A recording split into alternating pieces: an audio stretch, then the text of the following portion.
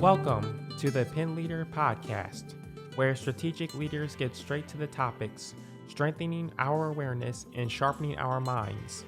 The Pen Leader Podcast is produced by Roar, a production division of Mays & Associates Ltd. Find out more at www.maysassociatesltd.com. Now here is your award-winning host, Dr. Shanda Gore. Welcome to the Pen Leader Podcast. Today, our title of our podcast is called Trust, Truth, and Tough Conversations. And I'm so glad to have with me Mr. Jason Knowles, who is an investigative journalist and consumer investigative reporter for ABC 7 Chicago, where he launched the Consumer Investigative Unit for the I-Team in 2014. Jason is known in Chicago for exposing ripoffs and scams, bad contractors, wedding vendors, and movers. He is also breaking ground, exposing privacy, safety, and security concerns with technology, and has uncovered issues about lead water, red light cameras, speed cameras, high property taxes, DNA delays at the state DNA lab, and unidentified bodies at the Cook County morgue. Jason has a bachelor's degree from Bowling Green State University and has won multiple Chicago Midwest Emmy Awards for his investigative reports and news coverage. And I cannot say how glad and excited I am. We talk about scams and issues that are really impacting entrepreneurs and large businesses out there, small and large. And so I can't say enough. Thank you so much, Jason, for joining us. So, welcome, Jason. Hi, how are you? Thanks for having me. Excellent. So, Isaac, I've been looking forward to this as I know that this is one of those areas when we talk about leading the way. You are leading the way to try to help others and actually help leaders and trying to what to look out for and to help those that might be vulnerable to scams. And this is where your investigative, really, your roots are taking off. So, can you talk a little bit about your role there at the station and all that you're doing? Yeah. So, I did launch the Consumer Investigative Unit in 2014. And, since then, we've really built up a really special brand where we have hundreds of people calling us, emailing us, asking us for help, giving us tips, and that's all great. And then we are also finding things that we can do on our own as far as, the stories that we can just think of on our own, and if we can enterprise those stories, maybe look into data if we get a tip, think of things that we can do to kind of advance other stories, not just being reactive but being proactive as well. So I feel like it's a great responsibility, to the community to really help people avoid ripoffs, avoid scams, warn them of potential bad actors, bad businesses, and then us just having that kind of forward thinking too, like what else do you need to watch out for? What can we do to protect you, even if you haven't called us? So you're always trying to think ahead. I think in a number of leaders, they are trying to be preemptive and say, well, what could be coming down? And then could we talk about that and get people prepared, which again, I think that goes well. And even in great organizations, they do that. When you first start looking into a story, how do you determine what questions need to be asked to get to that heart of what's going on? Right. So when someone calls us, I kind of have a rundown in my head. Mainly, we want to know, what have they done already? Have they reached out to the city? Have they complained to the attorney general? Have they called the business? Have they filed a fraud dispute? What have they done? And that's our first question, because we want to make sure that they're not just coming to us first, right? Right. So we want to know everything they've done, and then we want the proof. We want to see screenshots. In today's day and age, obviously, there's really no excuse to not have the proof and the trail and the electronic trail. So we want to see the pictures. We want to see the records. We want to see the screenshots. We want to see everything and anything they have, the videos that they might have, to determine, do we have enough proof to do a TV story? And, in many cases, I may tell somebody, hey, I actually, off the record, I believe you, and I feel like your case, is a legitimate case. But again, not everything's for TV. So then there's another level, another bar we have to hit, right? Like, not only Mhm. is it legitimate, first of all, but then second of all, is this for TV? Is this a Mm. TV story? Is this a warning for people? Is there a pattern? We want to see if there's a pattern.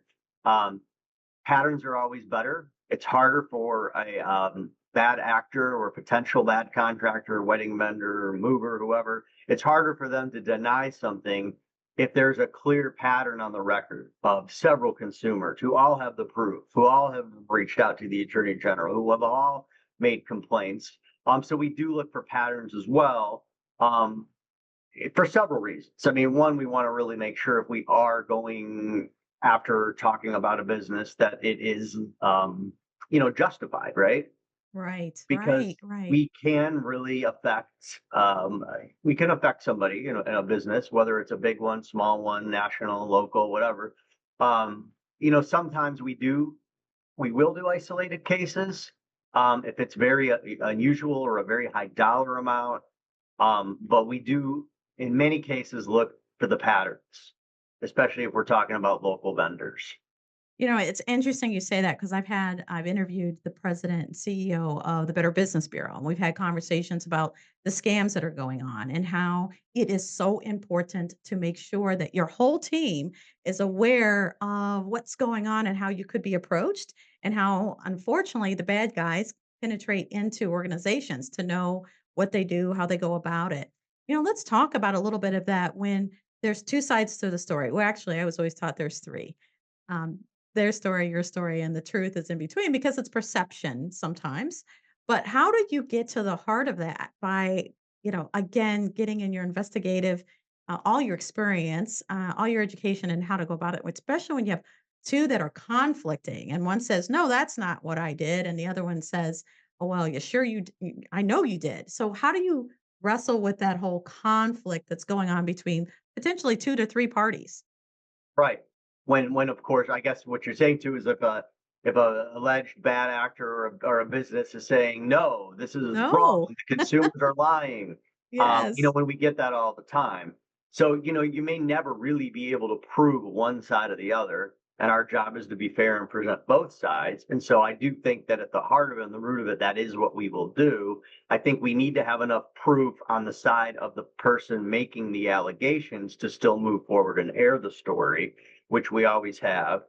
Because I think that then the viewer would make up their own mind if the person making the allegation has stacks of proof, and then there are, again, is a pattern from other people, and then they're hearing the business owner saying, no, no, no, they're lying, they're lying. Maybe I don't even have to say anything. I think most people at home, they get it, right? But if Mhm. there is a smoking gun in an email or in a document where we can come back and, like, let's say the business owner says, "Oh no, what they're saying isn't true, they're lying," but then we can go back to an email and say, "But actually, no, the consumer's not lying because the consumer showed us this." And so I do have to go back to people many times with the statements from the companies, and even large companies will actually do this, where they will many times go against the consumer or say the consumer's not being honest. I And w then the consumer has the proof, and then we will call out the company if that's I true. I tell you, there's some courage there too when you talk about larger companies that are trying to protect, right? Everyone's in protection mode, a defensive mode. What about the individuals who are reluctant to even talk about it? They're so concerned about, well, if I say something, then I'm a whistleblower and then I'll get in trouble. And then of course the big R, retaliation. So, how do you manage through that? How do you maneuver through that? Right. Oh, so generally, we have so many people reaching out to us about legitimate stories that I generally don't have to convince somebody to go on camera if we're talking about, the alleged victim or the consumer or the real person. I many times don't have to, because if they don't want to, um, I say, you know what, I'm going to move on to the next. But if we think it's a big enough story, then an important story that we have to tell, I will try to convince people. In some cases, we can hide. We don't really disguise or hide or and not show an identity, but we can kind of disguise a face or not show a face. We never promise anonymity, but you could not show a face. You could show hands. You could only use a first name if you needed to. There's different ways around it to kind of convince people to talk to get the truth out. And then, of course, we also have companies that don't want to talk sometimes as well. Well, because you do a little bit, and what I'm hearing is also a little bit of a mediation. because you've got two parties who may not actually want to talk to each other, and because they're in polar sides of a topic area or an issue that's come up as you're investigating, and you are perhaps the only bridge between the two. What can you suggest to, because you've been doing this for so long, what would you suggest to organizations that may have some internal challenges, and how to go about handling, like, again, when you're mediating between two parties who see it differently, and there's the truth in between, and one's got evidence, one doesn't. But what do you suggest to organizations, since you've seen this so much and done this so much in your career? Well, I would suggest to the organization, before we're involved, talking to people, listening to people more. Um, I think that there's a big problem right now with many companies, especially when we start getting into any tech, social media, as far as communication goes, where you can't even talk to anyone. Mm. So that's a whole nother topic we could have a podcast on, where you can't That's talk to true. anyone anymore. There's no communication, period. Everything's a chat, everything's a bot, everything's AI. But I would say to companies that, they should be listening to people. Um, the customer is always right, right? That's the old saying, What although they that could be say. argued now. But um, but yeah, I would say people that these companies should be listening to people and taking them seriously before it gets to the level, of the news and trying to get the news involved, or other organizations like the Better Business Bureau or the Attorney General's office or the Attorney's General office. Mhm. What advisement, since you're a communicator, I'm a communicator, what advice would you share with those that may feel a little uncomfortable about communicating, especially if it doesn't have to be a large organization. They may have to communicate to clients. Maybe a mistake has been made and they need to communicate and come forth with it. What advisement would you give them on the best pathway for communication? And this is from the companies and the businesses, so like internally. Yes. Yes. Well, I think internally, I think it's always best to just be transparent and be honest. If it's something they need to talk about with their clients, they need to just say, "Hey, this is what's going on. We need to address this issue." As far as us and we're concerned, which I'm a little bit more familiar with, I would say the best way to respond is to respond. Don't ignore us. It's not going to go away. We've had companies, they'll ignore me for weeks and weeks, and I will keep emailing them because I do want a response. We want to hear what they have to say, but we will do the story without a response if we have to, or if we're forced to do that. Um, because we can't just sit on the story forever. I would also say to talk more. Why aren't you talking? There's so many different ways you can even control the interview if you wanted to. A statement's fine. It's better than nothing. But in many cases, I think, especially with our YouTube world of clips, if you're a media person or a PR person and you're representing a government or company, at the very least, you can send a clip of the company spokesperson responding and saying, this is what we feel happened. Here's how we want to address it. And, while that's not an interview, and we would have to note that it's not an interview because we weren't able to have the opportunity to ask follow-up questions, I feel like it's better than nothing. The biggest mistake I see from governments and companies is when they, in many cases, even if I guess I want to be careful how I say this, but even if they're not totally in the wrong, look, maybe there are many, like you said, three sides, right? But even when they're not totally in the wrong, they won't even give any kind of an apology sometimes. It's like that pride is in the way, or there's maybe some arrogance. And people just want to be heard, right? Mm-hmm. They want to be Mm-hmm. validated. And there are so many companies now and governments that will not even say, hey, you know what? We're sorry if there was some miscommunication. Mm-hmm. And I Mm-hmm. feel like that's lacking. Just as an observer, I don't see that. I do see when they say they'll apologize when they completely admit they're wrong and they give a refund or something like that when they can't deny it. But even Yes. when it's a kind of a gray issue, they won't even, they won't budge many times. It's interesting you say that. I just witnessed something over the weekend where a mistake was made. It was a very prominent television station. They misreported something and they had the anchor actually state, "We are sorry that this was misreported." And it was national. And I thought to myself, it wasn't that anchor that actually made the mistake or made the choice. It was someone in the back that made the choice for that story, and I thought to myself, I would love to hear not from the anchor, but the person who actually made the call because they're the front person taking on the whatever that decision was made, which was not theirs, and now they hold that. Have you ever thought about that too? Is or have you ever felt like that is a challenge too? Is it's not? It seems like it's somebody else instead of the person taking responsibility. Yeah. Like you mean for other companies, like if they were responding? Yeah, I do see Yes. that a lot where it could be, the wrong person is saying they're sorry when really it should be we want to hear from, a CEO, let's say, instead of the PR person. Yes. And in Yes. general, we try to avoid talking to media people if we are going to get an on-camera interview. I guess that would be the very same scenario like you stated. If we were going to talk to, someone about red light cameras, for Mhm. example, because I've done a lot on that, or speed cameras. We want to talk to the mayor, or we want to talk to the operator of the city, of the village. We don't want to talk to the media person representing the mayor. Mhm. Yes, I was wondering about that too, and I felt bad for the person who was saying because I knew it wasn't them, Right. but it was somebody they're representing somebody else.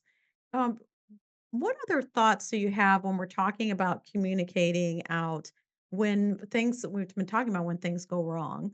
And I was looking up for this story. I mean, tens of thousands of investigative stories are going on every day, all around the world, all around the world. And you have got a niche area that you have grown because of the sheer nature of how many stories are happening, in these particular areas.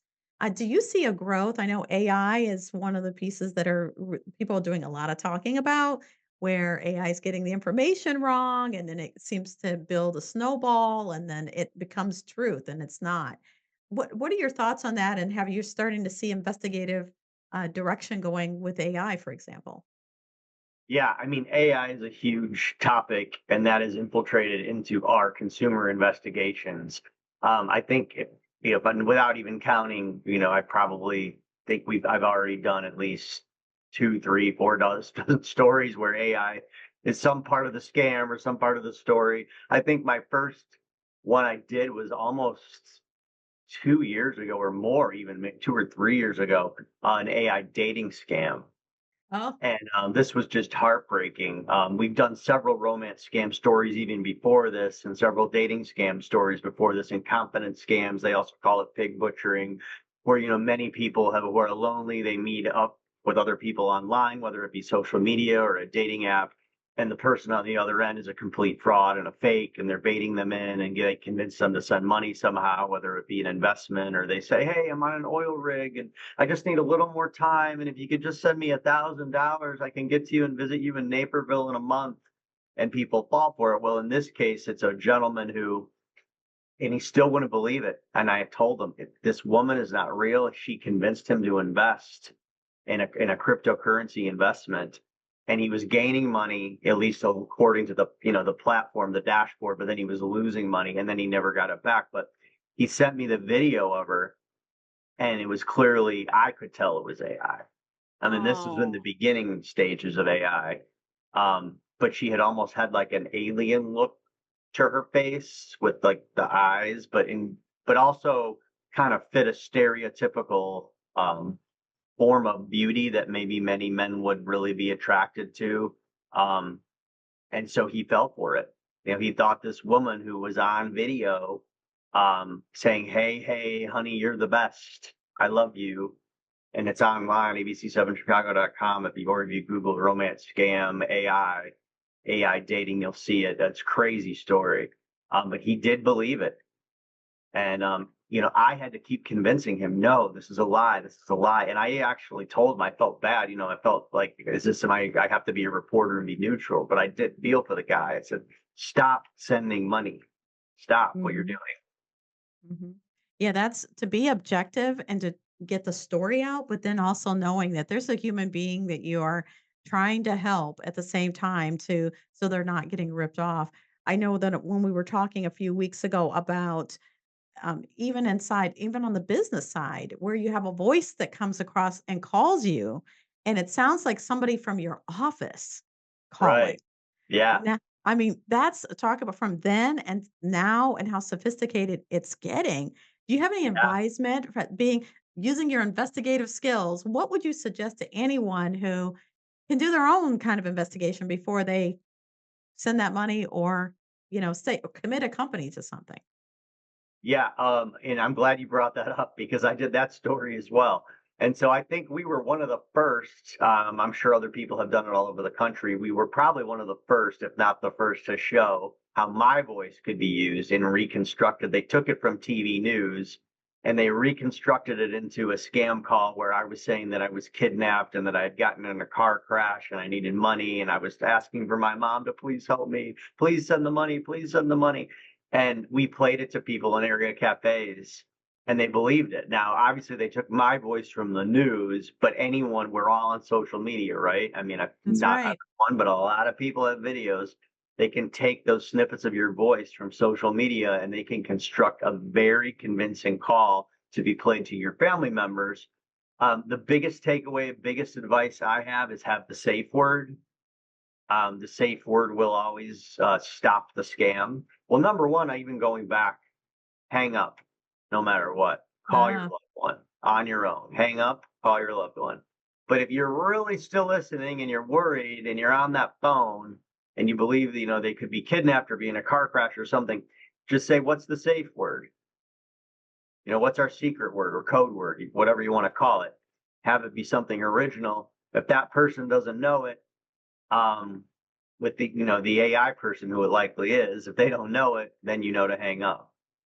excellent. I think the safe words come in play. To this day, I want to ask you because you're on television, so by sheer nature, I got to ask this: what are you watching, and what do you read in your spare time when you're not investigating? Yeah. So one of my goals this year is to read more. Okay. I need to read more. I have let them. I want to check that book out. I said the great marketing campaign. The book sounds great. I think it's good for everybody's life to kind of let go and let people be, right? So I'm going to dive into that. What am I watching? I just finished the House of Dragon. Okay. Yes. Love it. We'll also watch Game of Thrones, of course. I liked House of Dragon a little bit more because it seemed a little bit more concise and not so many storylines to follow. Mhm. It's a little more. I don't know if you watch it. Uh, Yeah. It was a lot to follow. It was a lot to follow. I was like, "Oh, getting these names right," and they're right. not names, everyday names, so I'm trying to process. Yes. And the Game of Thrones was even hard because there's like 5 more locations and 20 more names, and you're like, wait, what? What's this film? What's going on? But Listen, the other listen, one I Jason, like when you more. gotta watch that map, when you have to watch the map in the beginning of the show to figure out where are we on the map before the show starts, you know you're in trouble. Right. Then it feels like homework, right? It Um, does. I just started The Shards. I like that. I love Ryan Murphy. I love all the horror story shows, but The Shards is kind of a combo of like it's like a teen 80s drama and horror serial killer kind of comboed into one. Being a product of the 80s, I like it. It's back in time kind of thing. I like the music they play. Yes, it's Set in very I love it. The '80s was special, weren't they special? LA. They were. I mean, I was an 80s baby. Like I just envisioned myself sitting in front of the cassette stereo recorder and the cassette stereo playback system on my parents' entertainment system, just sitting there for hours playing tapes. I did have some records, but I was right in the era when it mostly switched to tapes. And it was Michael Jackson, Janet Jackson, Madonna, Huey Lewis and the News. I mean, it was like very like you had your mainstays, right? I feel like we've That's right. lost that now. Yes, we have. Besides, It's ve what do you have now? Taylor Swift is and Beyonce, but There Not that were there's more any big wrong with stars. that. Yeah. No, they're great. But there were more like big stars that had like, album after album after album. Yes, yes. It is very I can't keep up with it now, and I think there's more channels of communication out there too, and how people get their information. I remember we had 4 TV stations, and then cable came, and then HBO came, and oh my goodness. Well, I can't thank you enough for coming on the show, taking time away from your Yeah. investigative duties to do this. I so appreciate the work that you do. I know that the listeners and watchers, I know that they appreciate anyone who can bring forth the truth and doing a good in-depth investigative reporting, which is what you do, award-winning, investigative reporting. So thank you so much, Jason, for coming on the show. Yeah. Thank you for having me. And that's right. I'll be right back to writing and on the hotline and checking calls and investigating after this podcast. It never stops. It never stops. Oh, well, we also want to thank all our listeners and watchers. We so appreciate you for your time and sharing the show and liking it, not only in the United States, but all over the world. We appreciate you. We'd also like to thank our sponsors. Thank you to the M&A Culture Building Institute, which is a nonprofit organization committed to bridging cultural divides through education, programming, and shared experiences. Check them out at www.culturebuilding.org. And thank you to sponsor financial advisor Donna Bogan at Hartman Bogan Financial Planning. Thank you so much, Donna. And of course, until next time. The Pen Leader podcast is hosted by Dr. Shanda Gore and brought to you by Mays & Associates Ltd, creating customized solutions for growth in the areas of leadership development, strategic planning, and culture building. Find out more at www.maysassociatesltd.com. Don't forget to subscribe to the Pen Leader podcast and share with others.